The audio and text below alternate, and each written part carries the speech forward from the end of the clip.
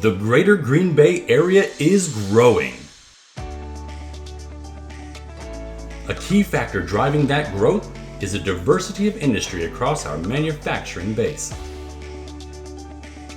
The companies shown here highlight only a small number of the over 40 expansion and capital investment projects taking place across Brown County since January 2020. In our community, we see a robust manufacturing sector, which covers almost 20% of our GDP and workforce employment. Several global corporate headquarters. A booming entrepreneurial ecosystem. A paper and packaging industry over 14 times the national average.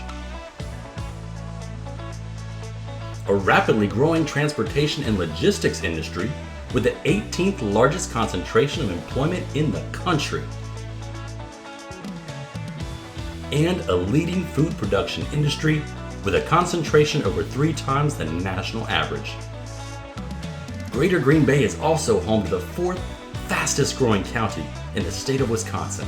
Whether starting from scratch, expanding its footprint, investing in new machinery or equipment, or moving to a new location, we love to share the stories of Greater Green Bay Area businesses and what is Green Bay made.